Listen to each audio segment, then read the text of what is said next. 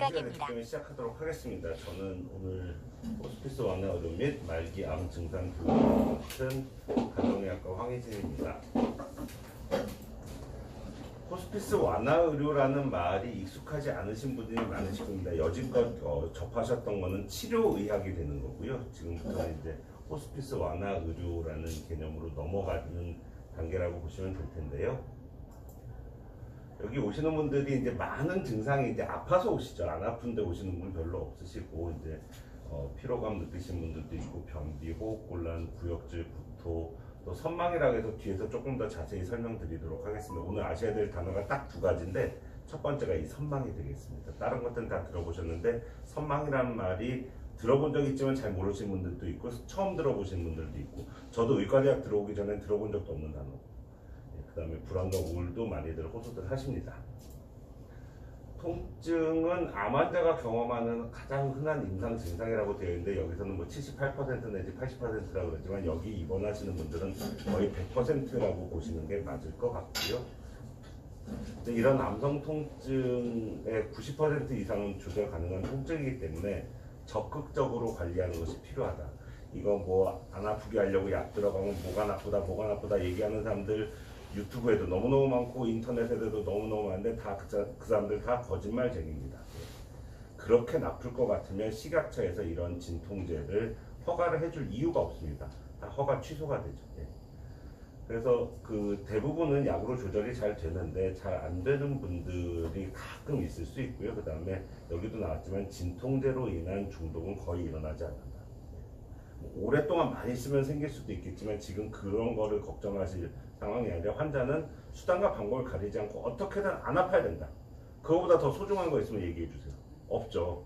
그런데도 그거 뭐 약이 뭐 조금 들어가면 안 되냐서부터 이렇게 하면 뭐 아파도 된다, 뭐 이거랑 똑같은 소리거든요. 가끔 그런 분들이 있어요. 한두 달에 한 분씩 오셔가지고 그런 얘기 하시는데 참 이상한 생각인 것 같습니다. 그리고 약 이외에도 통증을 조절하는 방법들이 있기 때문에 저희가 같이 병행을 합니다. 기운이 없다, 피곤하다, 피로하다 이런 얘기 하시는 분들도 되게 많은데, 사실은 우리가 아무리 좋다는 영양제를 넣어드려도 내가 쓰는 것보다 암덩어리가 쓰는 게 더 많기 때문에 기운이 날 방법이 없습니다. 그래서 막 뭐라도 한 숟갈 더 먹이시려고 되게 애들을 많이 쓰시는데, 저는 그거에 절대 반대하는 사람인 거의 이유는, 우리가 건강한 사람들이 좀 먹다가 아니다 싶으면 그냥 하고 뱉어버리면 되는데, 지금 그런 거를 못 하시는 분한테 한 숟갈만 더 하면은 그게 어디로 넘어가면 숨구멍으로 넘어가거든요. 그러면 이제 갑자기 나빠지실 수가 있기 때문에 그런 일을 없게 하기 위해서 뭐 먹는 게 아까워서도 아니고, 내가 잘 씹고 잘 삼켜가지고 내가 잘 소화해서 내 힘을 쓸 수 있으면 누가 반대하겠어요. 근데 그게 안 되실 분한테 한 숟갈만 더는 아니라는 얘기죠. 그다음에 변비도 많이들 생기십니다. 원래 사람들이 많이 뛰어다니고 걸어다니면 변비는 안 생기죠. 근데 지금 그러실 수 없는 상황인 것도 있고, 그 다음에 이제 들어가는 이제 마약성 진통제들이 변비를 유발들을 하기 때문에, 변비에 대해서 우리가 되게 관심을 갖는 이유 중에 하나는, 제가 학생 때는, 제가 20세기 때 얘기죠. 이게 쌓여가지고 이게 입으로 똥 같은 게 나오는 분들도 있었거든요. 그런 일은 없어야 된다. 어떻게든 이걸 다 뚫어줘야 되기 때문에 맨날 저희 물어보거든요. 변 보셨어요? 그럼 또 막 화들 내세요. 먹는 것도 안 좋아서 뭘 변 보느냐고 물어보는데, 그게 아니고 이게 막히는 일은 없어야 되기 때문에. 그래서 필요하면 이제 변을 물키는 약을 드린다든지, 뭐 이제 관장을 한다든지, 뭐 어떻게 해서라도 변은 나와야 된다. 물론 만들어지지 않을 만큼 정말 영양분이 안 들어가는 분들도 있지만, 그게 저절로 만들어지는 변들도 분명히 있기 때문에 저희가 이걸 하는 거고요.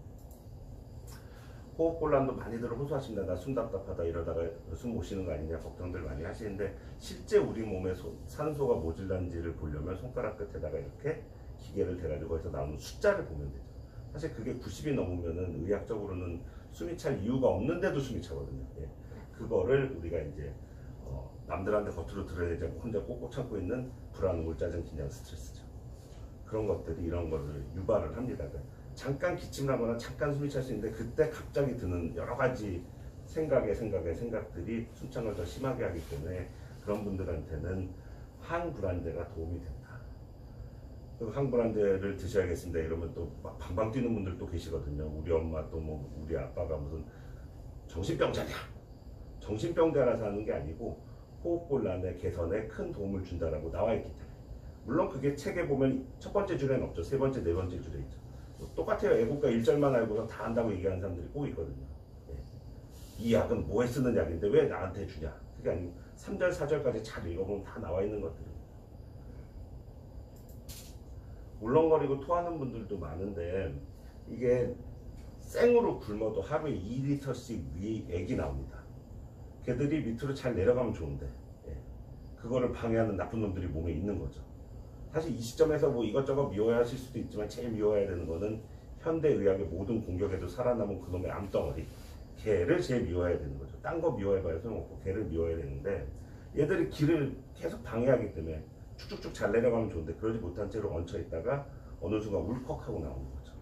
그래서 이제 원칙적으로 아무것도 드시지 말라고 얘기하는 거고, 입이 너무 마를 때는 물 마시는 것도 다 부담이 될 수 있기 때문에 입속에다가 스프레이 뿌려주세요도 얘기하는 거고, 그리고 또 안 되면 이제 콧줄을 꽂는 거죠. 근데 콧줄에 대해서도 또 편견들이 너무 많고 인터넷만 조금 찾아보면 콧줄 꽂았더니 돌아가셨다 뭐 여러 가지 얘기들 너무너무 많아요. 근데 다 유언비어예요. 다 유언비어.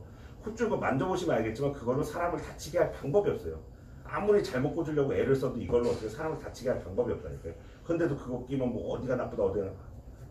그러니까 끼실 정도로 컨디션이 떨어지신 건 상황 맞는 거죠. 그러니까 까마귀 날자 배 떨어진 거랑 똑같은 거예요. 그걸 갖다 붙이는 거 좋아하는 그 이상한 사람들이랑 친하게 지내지 마시고, 콧줄을 안 끼겠다고 하다가 도저히 안 되겠어서 이제 끼고 나온 대부분 분들이 하시는 얘기는 진작 낄 걸 그랬다. 미련하게 참고 있었다.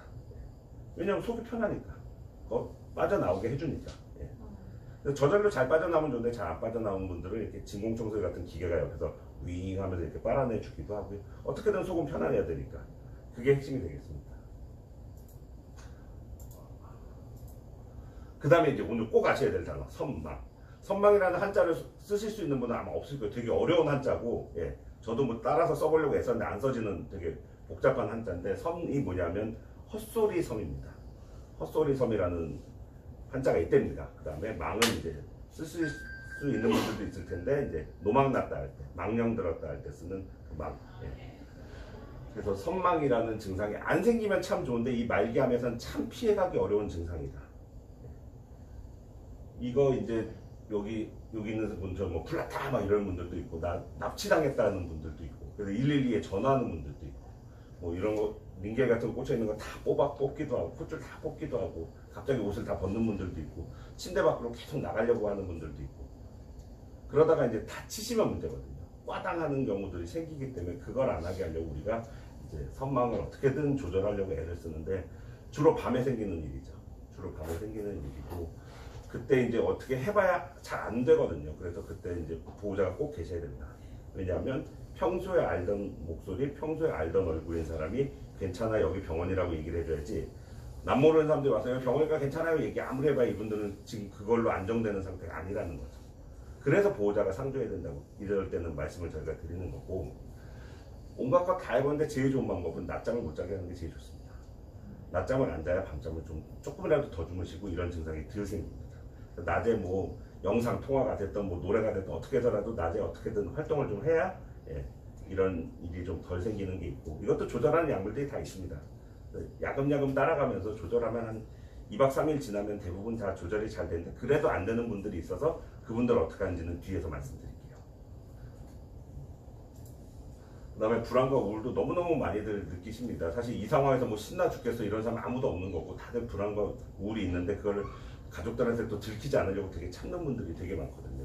그래서 그런 것들이 심할 때는 뭐 눈물을 흘리는 분들도 있고, 보통 우리가 잠자는 약들 썼는데도 잠이 잘 안 오는 분들도 있고, 통증약도 이 정도 들어가면 안 아프다고 할 만도 한데도 아프다고 하는 분들의 대부분은 불안, 우울이 깔려 있고, 그런 거에 대해서 소량의 항불안제, 항우울제가 들어가면 너무너무 편안해 하시는데, 그거에 대한 또 잘못된 편견들이 또 이 복용을 또 가로막고 있는 거죠.